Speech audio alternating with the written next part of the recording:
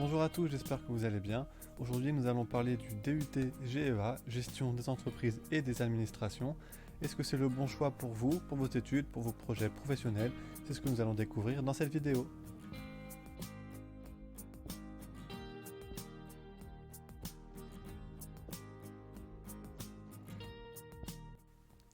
Bonjour, je m'appelle Tanguy, et si vous voulez devenir l'expert de demain en comptabilité et en gestion, bienvenue sur cette chaîne.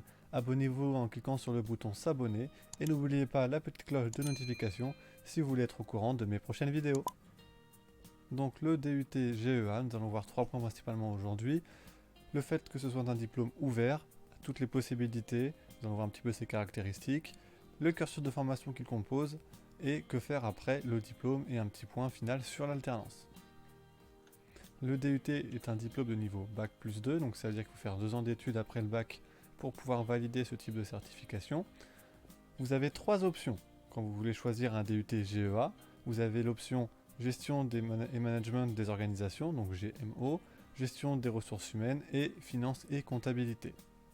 L'objectif d'un DUT, ça va être la spécialisation, être opérationnel, c'est-à-dire que après ces 2 ans d'études, vous êtes apte à travailler pour une entreprise ou pour tout type d'organisation que nous verrons par la suite. Vous pouvez voir que le mot spécialisation, je l'ai mis entre guillemets.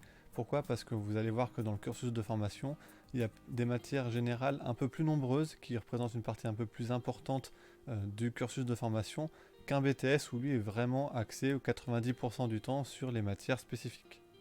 Voilà, donc vous avez ces 3 options-là au choix sur un DUT GEA. Maintenant, quelles sont les conditions pour pouvoir postuler, vous inscrire en DUT GEA? Donc vous pouvez venir de 3 filières différentes. Les 3 principales, ce sont un bac général axé sur l'économie et ou les mathématiques, ce qui représente aujourd'hui à peu près 70% des gens qui s'inscrivent en DUT GEA. Vous pouvez également venir d'un bac STMG. Le bac STMG a les mêmes options, les mêmes spécialités que le DUT GEA, mercatique, ressources humaines et comptabilité et finance. Et on compte aujourd'hui à peu près 24% des étudiants en DUT GEA qui viennent d'un bac STMG. Et pour finir, vous pouvez également venir d'un bac professionnel, donc par exemple le bac pro gestion des administrations. Là, vous voyez bien que le pourcentage est beaucoup plus faible. On a seulement 2% d'étudiants en DUT GEA qui viennent de ce bac pro là. Pourquoi seulement 2%? Parce qu'en fait le DUT est un diplôme qui se prépare en université, en faculté. Et c'est pas du tout la filière de prédilection suite à un bac professionnel. L'inscription se fait bien évidemment sur dossier et on peut vous demander éventuellement de passer un entretien pour voir vos motivations et votre parcours. Vous pouvez également venir d'autres filières que celles que j'ai présentées ici, mais ici ce sont celles qui ont le plus de chances de réussite, qui vous offrent le plus de bases pour pouvoir réussir votre DUT GEA. Passons au point suivant, le cursus de formation. On va commencer par les périodes de stage. Donc quand vous êtes en DUT GEA, vous avez 10 semaines de stage qui sont obligatoires. Si vous ne validez pas votre stage, vous ne pouvez pas valider une épreuve et donc ça va vous bloquer l'obtention de votre diplôme. Passons maintenant au programme du DUT, donc ce que vous allez voir pendant vos 2 années d'études. Donc il va y avoir tout ce qui est communication, langues étrangères et mathématiques, donc l'aspect un petit peu général. Bâtir un projet, donc là ça va être tout ce qui est introduction à la psychologie sociale, concept d'enquête, activité de synthèse, méthodologie de gestion de projet. Voilà, ça va être vraiment axé autour de ça dans des travails de groupe en général. De l'économie et du droit évidemment, la gestion de l'entreprise, donc là vous allez apprendre comment fonctionne une entreprise, quelles sont les démarches obligatoires à faire tout au long de la vie de son activité, comment ça se construit, quelles sont les relations avec les différents partenaires, etc. Un petit peu de gestion de ressources humaines, ça peu importe la spécialité que vous avez choisie. Évidemment, en DUT GEA option ressources humaines, vous aurez une quantité évidemment beaucoup plus importante de gestion des ressources humaines. De la comptabilité et de la fiscalité, donc même démarche que pour la gestion des ressources humaines, et de l'analyse financière. Comme vous pouvez le voir, il n'y a pas de discipline qui représente une majorité dans votre formation. C'est réparti de manière assez uniforme, ça va de 7 à 15% environ. Et c'est là où, pourquoi tout à l'heure le mot spécialisation, l'objectif, je l'avais mis entre parenthèses, parce que si vous prenez un BTS, la spécialité va représenter plus de 60-70% de votre cursus. Donc c'est pour ça que le but d'un DUT, c'est aussi d'être opérationnel, d'être spécialisé, mais vous voyez que les apprentissages sont un petit peu différents par rapport à un BTS. La spécialisation, qui va représenter 80% de votre cursus, ça va essentiellement se faire en 2e année. En première année, vous êtes axé un petit peu sur tout ce qui entoure votre domaine de formation. Le cursus de formation du DUT fonctionne sur une logique de 4 semestres, donc répartis entre les 2 années, et toutes les disciplines qu'on a vues précédemment vont se retrouver sur ces 4 semestres, à part quelques exceptions évidemment en fonction de la spécialité que vous aurez choisie pour votre DUT. Avec également un axe professionnel, donc basé sur des modules d'adaptation et des modules complémentaires. Donc là, j'ai pas mis d'heures spécifiques parce que ça va dépendre de votre faculté, ça va dépendre de ce que vous propose votre établissement. Et évidemment, un projet tutoré lié à votre stage pour la rédaction du mémoire de stage. Ensuite, nous allons voir les épreuves du DUT GEA, donc ce qui vous attend. Donc il faut savoir que le DUT est évalué essentiellement en contrôle continu sur les 4 semestres, avec une importance primordiale sur l'assiduité. On retrouve ici donc les différents axes de compétences liés aux disciplines qu'on a vues précédemment, et chaque coefficient pour chaque semestre. Et vous voyez que tous les coefficients se valent à peu près, ils sont à peu près uniformes, à part évidemment la spécialité que vous aurez choisie. Et donc ici, pour l'option finance et comptabilité, on voit que l'axe 7 a des coefficients 5, 3, 5, 2, analyse financière 5, 4, 5, donc voilà, c'est les deux spécialités avec forcément un coefficient plus élevé. Et l'axe professionnel qui est coefficient en fonction de vos modules, de vos options et le projet tutoré avec le rapport de stage en 4e semestre. Pour valider votre diplôme, vous aurez besoin d'une moyenne de 10 sur 20 sur l'ensemble de toutes les épreuves, une moyenne générale, et une moyenne supérieure à 8 dans chacune des unités d'enseignement. C'est-à-dire que si vous avez une moyenne en dessous de 8, vous êtes obligé de repasser cette unité d'enseignement-là. Donc faites attention. Vous devez avoir également validé tous les semestres précédents et la condition d'assiduité doit être remplie. Si vous n'avez pas suffisamment d'assiduité pour valider un semestre, ça va vous bloquer votre diplôme. Donc c'est pour ça que l'assiduité est prépondérante aussi et très importante pour la validation de votre DUT. Et donc vous voilà au bout de ces 4 semestres, de ces 2 années de formation, vous avez réussi à décrocher et à obtenir votre DUT GEA, toutes mes félicitations. Et maintenant, quels sont vos projets ensuite ? Vous avez principalement 2 possibilités, soit vous entrez sur le marché du travail, soit vous poursuivez vos études. Si vous choisissez d'entrer sur le marché du travail, dans quelle structure vous pouvez postuler, vous pouvez être embauché. En fait, un peu partout, puisque la comptabilité et la gestion est une activité qui est indispensable à toute organisation, à toute entreprise. Donc vous êtes vraiment libre, vous pouvez entrer où vous voulez. Vous pouvez principalement postuler dans une entreprise industrielle ou commerciale, dans une entreprise de prestation de services, voire même dans des services administratifs, publics ou des associations. Et quels sont les types de métiers principaux qui vont vous attendre avec un Bac+2, donc avec un DUT ici. Principalement un poste d'assistant, assistant comptable, assistance paye par exemple, un poste de collaborateur, de gestionnaire ou de chargé de clientèle. Ce type de poste n'est pas ce qui vous intéresse. Si vous voulez par exemple devenir comptable ou chef comptable, responsable administratif et financier, conseiller financier, credit manager, trésorier, etc., la liste n'est pas exhaustive, il va malheureusement falloir aller chercher un Bac+3, donc poursuivre avec un an d'études supplémentaires pour pouvoir prétendre à avoir les connaissances et les compétences pour ce type de poste, dès votre début de carrière. Vous pouvez toutefois obtenir ce type de poste avec un Bac+2, par contre il va falloir justifier d'une expérience professionnelle dans le métier, dans la profession, pour pouvoir prétendre à ce type de poste. La solution qui peut être envisagée pour cumuler les deux et gagner un maximum de temps, ça va être de faire un diplôme en alternance, où là vous cumulez les études et un poste en entreprise, ce qui vous permet de justifier une certaine expérience sur votre CV. Donc maintenant, deuxième hypothèse, vous avez choisi de poursuivre vos études vers un Bac+3 pour pouvoir obtenir un poste plus intéressant avec plus de responsabilités. Donc quels sont les choix qui s'offrent à vous ? Principalement 3 en général, quand on sort d'un DUT, vous avez la possibilité soit d'entrer dans une licence professionnelle, dans une licence générale ou vers un DCG. Donc quelles sont les différences entre ces 3 possibilités qui s'offrent à vous ? Si on prend la licence professionnelle, l'objectif ça reste la spécialisation. C'est la suite potentiellement logique d'un DUT quand vous voulez rapidement entrer sur le marché du travail.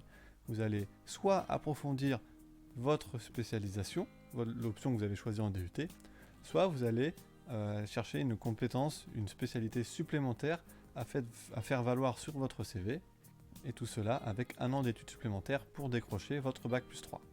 Par contre, si vous êtes dans une logique de poursuivre vos études pour aller encore plus loin et encore plus haut et encore plus vite, vous allez potentiellement vous axer vers soit une licence générale, soit vers un DCG.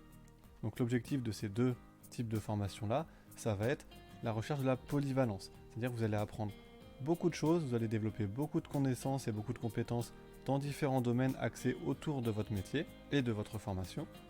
Et donc la logique de ce type de cursus, c'est vraiment axé sur la poursuite d'études. Il vous pousse à continuer vers un bac+5 pour aller chercher une profession qui demande beaucoup de responsabilités et donc associée évidemment à beaucoup de connaissances. Par contre, j'attire votre attention sur une chose, c'est que pour avoir une licence professionnelle, bac+3, il vous faut un an d'études supplémentaires, ce qui est logique. bac+2, bac+1, bac+3. C'est un petit peu différent pour la licence générale et le DCG, qui sont pourtant aussi des bac+3, mais il vous faut entre 1 et 2 ans d'études supplémentaires. Pourquoi ? Parce que ce sont des diplômes qui demandent plus d'exigences, plus de compétences, et vous n'avez pas forcément toutes les équivalences avec votre DUT pour pouvoir valider l'ensemble des unités d'enseignement des 2 années de la licence ou du DCG. Donc vous allez entrer à nouveau en deuxième année donc de licence ou de DCG pour pouvoir valider les différentes unités d'enseignement nécessaires pour passer en troisième année. Vous pouvez toutefois potentiellement entrer en troisième année directement en fonction de la formation que vous avez postulée et des passerelles qui existent par rapport à votre diplôme que vous avez acquis en DUT.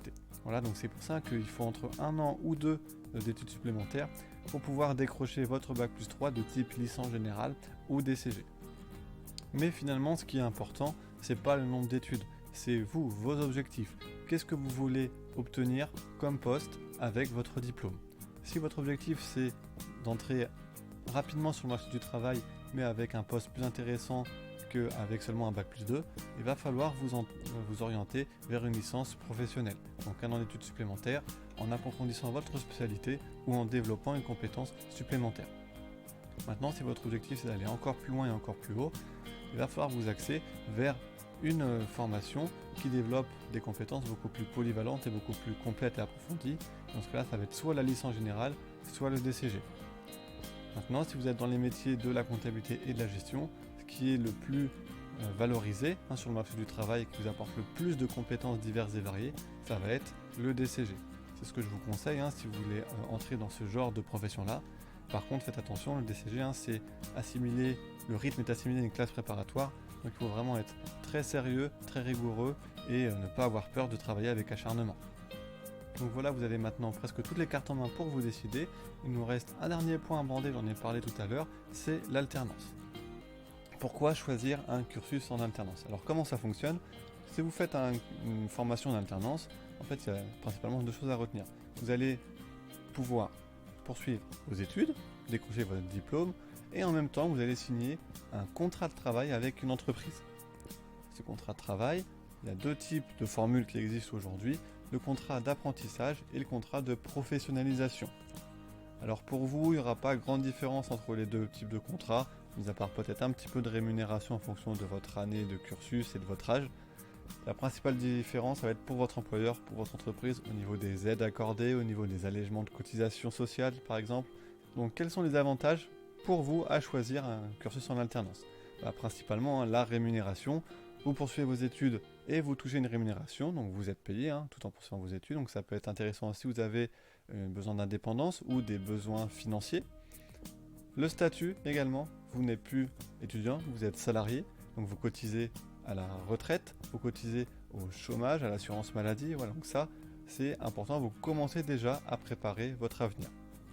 Le coût de la formation qui en général est pris en charge par votre entreprise, donc ça peut être un aspect très intéressant de votre critère de choix d'un cursus en alternance. Et évidemment, l'expérience professionnelle que vous allez acquérir qui va vous permettre, comme on l'a vu tout à l'heure, de postuler pourquoi pas à des postes plus intéressants plus rapidement. Malheureusement, ça comporte quelques inconvénients tout de même.